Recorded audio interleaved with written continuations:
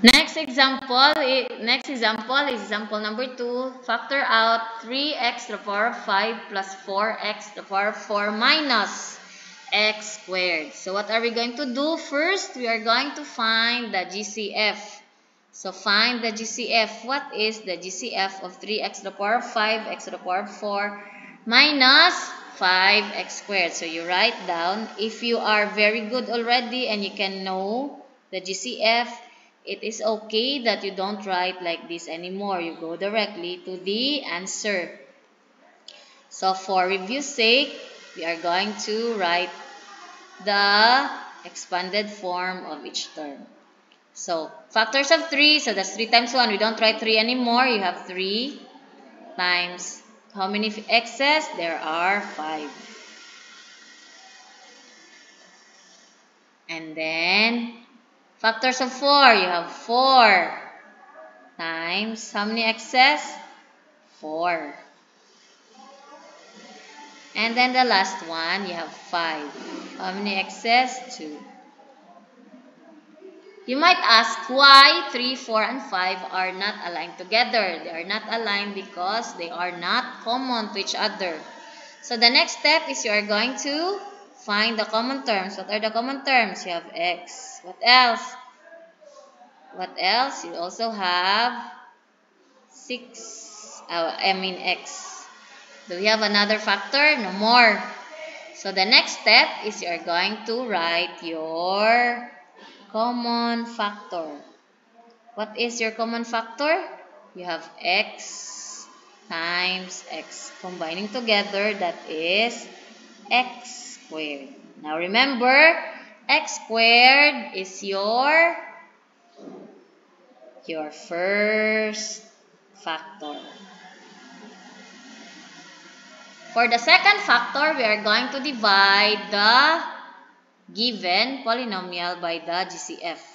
So our given polynomial is 3x to the power of 5 plus 4x to the power of 4 minus 5x squared. So what are we going to do? We divide each term. So we divide. You have 3x to the power of 5 divided by our GCF. Our GCF is x squared.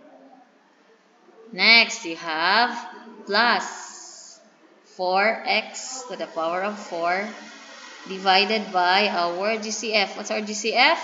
Of course, x squared. Minus our third term, 5x squared. 5x squared divided by our GCF. What's our GCF again? X squared. So when we divide, we follow the laws of exponents. Let us answer. 3 divided by, you have 1 here as imaginary. So you have 3 divided by 3, that's 3. X to the power of 5 divided by x squared. You follow the laws of exponent. 5 minus 2, that's 3. Plus 4 divided by, we have 1 here. 4 divided by 1, that's 4.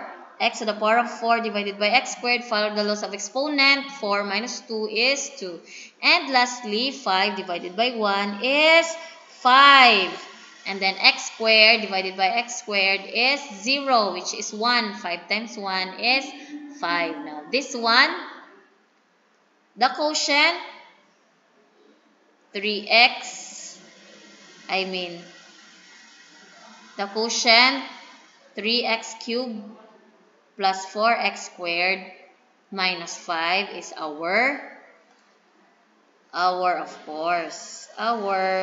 second factor.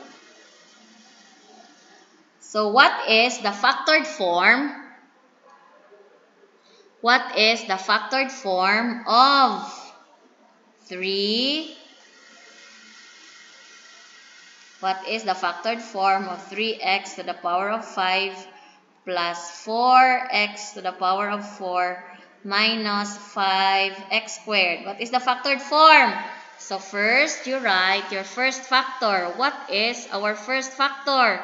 Our first factor is our GCF, which is x squared. Very good.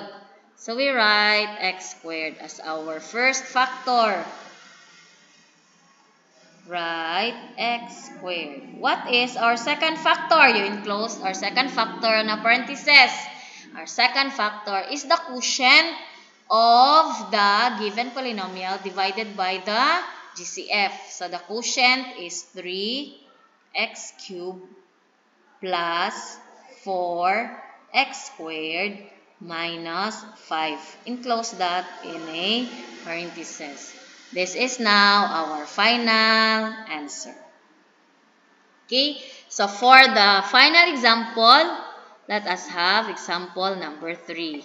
You have factor out 24p to the power of 19, q to the power of 12, and p to the power of 4p to the power of 15, and q to the power of 7. So what are we going to do first? We are going to find the GCF. Let us try to check if you already know how to find the GCF. So how to find the GCF? The shortcut way. So you factor out 24 such that makakita ka og 4. So what are the factors of 24? Nga naay 4. You have 6 times 4.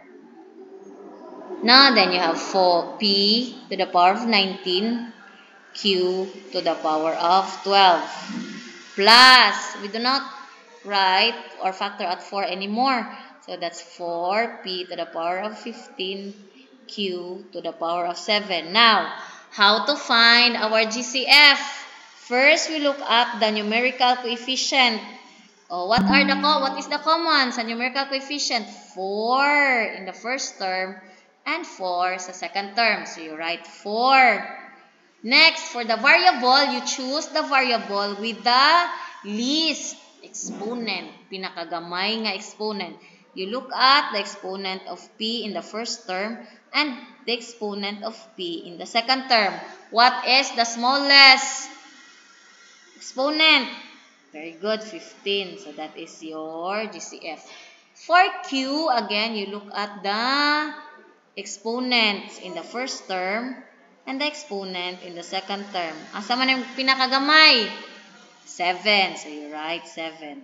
Therefore, your GCF is 4p to the power of 15, q to the power of 7. So you have now your first factor, your GCF. So the next step is you are going to divide the terms by your GCF.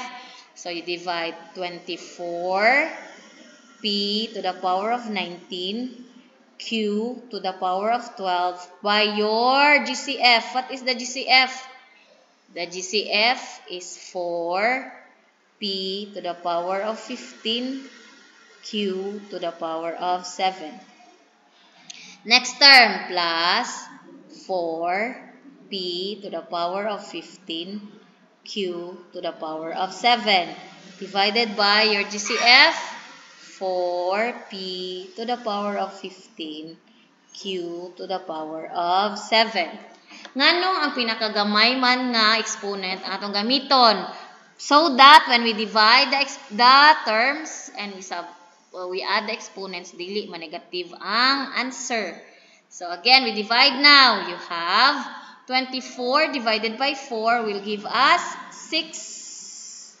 And then p, follow the laws of exponent, 19 minus 15, 4.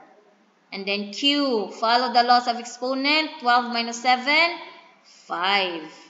And then second term, 4 divided by 4, 1. We no longer write 1, kay kabaw ng pata naman ay imaginary 1. So p to the power 15 divided by p to the power 15. That's 15 minus 15, 0. 0 is any number or variable raised to the power of 0 is 1. So 1 times 1, 1. So we do not write 1 anymore. We proceed to q. Q divided by q to the power of 7 divided by q to the power of 7 is still 1. 1 times 1 times 1 is 1. Therefore, our second term, our second factor is 6p to the power of 4, q to the power of 5 plus 1. So we are now going to write our answer. So what is our answer? What is our answer? So what is the factored form of 24p to the power of 19q to the power of 12 plus 4p to the power of 15q to the power of 7? What is the factored form? The factored form is, you write our first factor. What's our first factor?